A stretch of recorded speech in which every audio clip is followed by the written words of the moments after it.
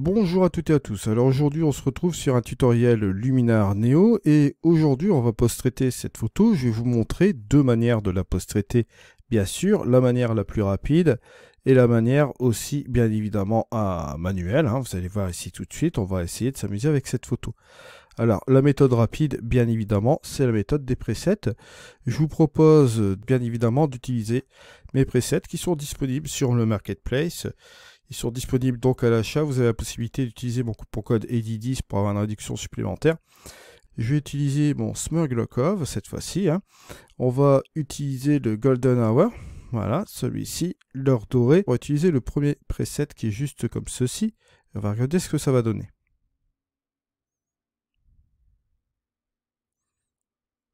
Voilà.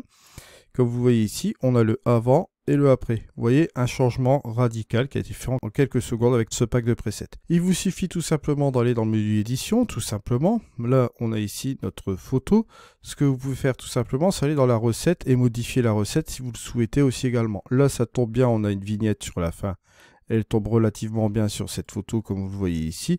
Vous pouvez toujours réduire la quantité si vous trouvez que c'est trop fort, ou changer aussi la direction de cette vignette. Si vous voulez la mettre ici, vous pouvez toujours le faire, bien évidemment. Là, bon, pour une question de logique, on va le laisser aussi sur cette partie-là, pourquoi pas. Je vous rappelle aussi que si vous êtes sur un pack de presets, allez aussi sur l'outil développement, sur le truc de départ ici, sur l'image de départ, vous allez dans l'outil couleur, vous modifiez pourquoi pas la température. Ici, on peut réchauffer la température. Si on réchauffe la température dès le départ, on va avoir bien évidemment un changement et un impact sur la recette, sur la finalité ici. Vous aurez une ambiance chaude. Et si vous allez ici entre le avant et le après, vous voyez que vous avez quelque chose de sympa aussi comme cela. Vous pouvez toujours aussi, bon ça c'est le petit truc toujours à savoir, rectifier la recette complète sur un curseur grâce au calque. Là c'est tout simple, vous dupliquez tout simplement le calque ici. Donc une fois que vous avez dupliqué votre calque, juste en dessous, ce que vous allez faire, vous cliquez sur l'image du dessous pour avoir plus de lisibilité, vous masquez le calque qui est ici au-dessus, d'accord, où vous avez la recette qui est dupliquée. Vous allez sur l'image de base, vous allez dans la modification et vous enlevez complètement la recette. Vous allez voir ici. Vous gardez tout simplement l'avant-après du développement RAW, d'accord, vous laissez cette chose-là telle qu'elle est. Et vous mettez maintenant par-dessus l'affichage du calque où vous avez la recette complète. Vous vous rendez dans l'outil, dans la propriété de la couche, et là vous avez une possibilité, c'est de réguler la puissance, comme vous le voyez ici, du preset en un curseur.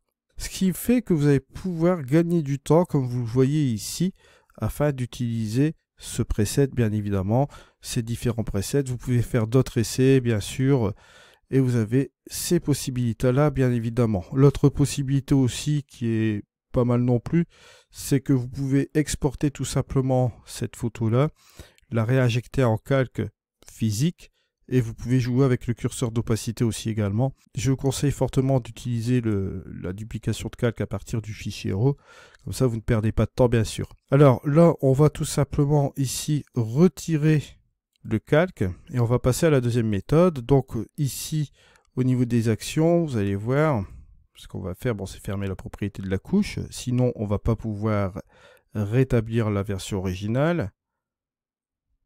Voilà. Et là, on va passer à la deuxième méthode. Bon, deuxième méthode traditionnelle où on va pouvoir post-traiter cette photo de manière ordinaire, on va dire. Bon, là, cette fois-ci, je vais aller dans mon développement RAW. Je vais aller faire ma correction d'optique. Voilà. On va ici ouvrir un peu les ombres.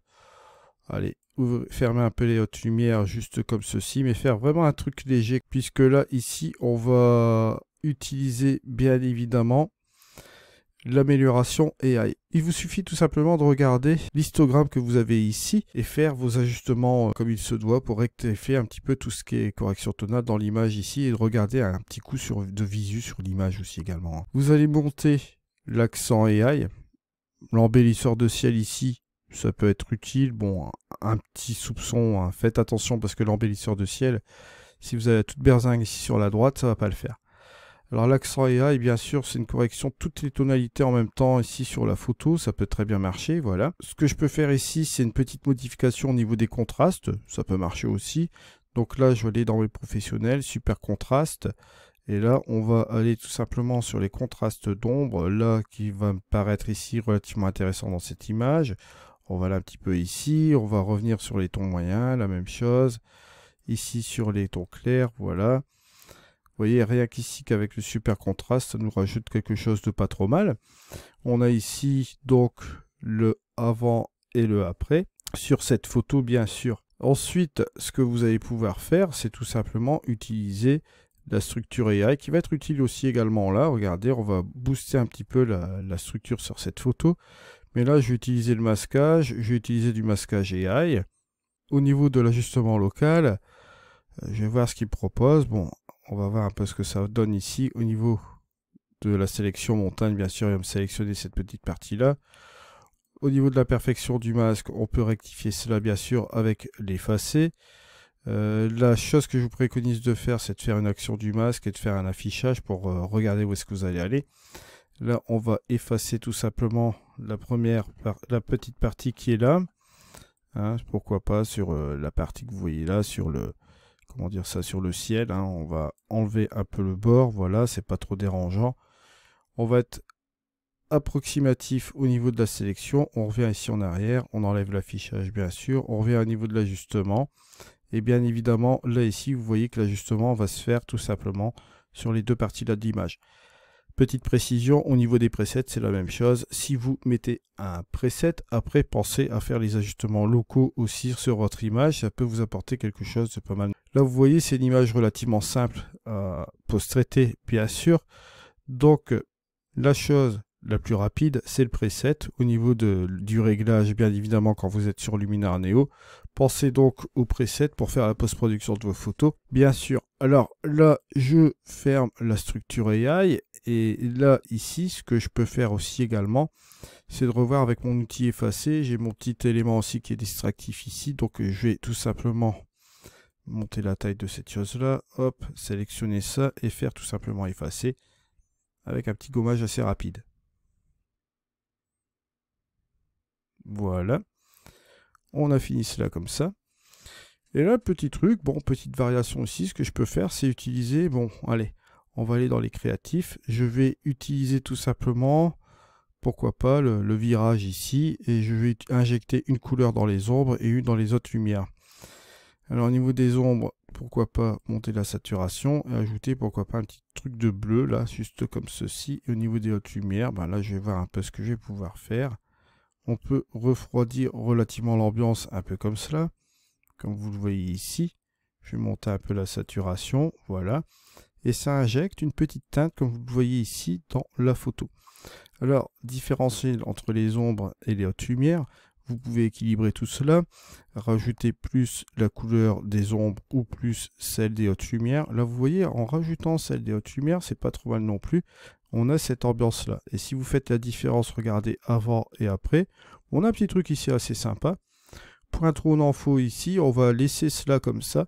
Et vous voyez que vous avez la deuxième possibilité aussi pour post-traiter une photo assez rapidement dans Luminar Neo. Alors, je vous rappelle aussi également, hein, si vous êtes possesseur de Luminar Neo, vous avez les extensions. Maintenant, vous pouvez les essayer, les extensions. Je vous rappelle, à partir du petit puzzle ici, bon, moi, elles sont installées, mais à partir de cela, vous pouvez les essayer, bien évidemment. Et je vous rappelle que vous avez la possibilité aussi également d'avoir une réduction supplémentaire avec mon coupon code EDI10. Vous avez la possibilité d'avoir une réduction là-dessus. Alors, ces extensions, bien sûr, vous pouvez les trouver dans le catalogue. Hein. Vous avez la fusion HDR, l'empilement de mise au point, donc le focus stacking, et vous avez aussi également l'agrandissement, le fameux agrandissement, et vous avez les autres plugins. Et vous retrouvez donc les extensions sans bruit AI, netteté renforcé, éclairage magique dans la rubrique extension ici.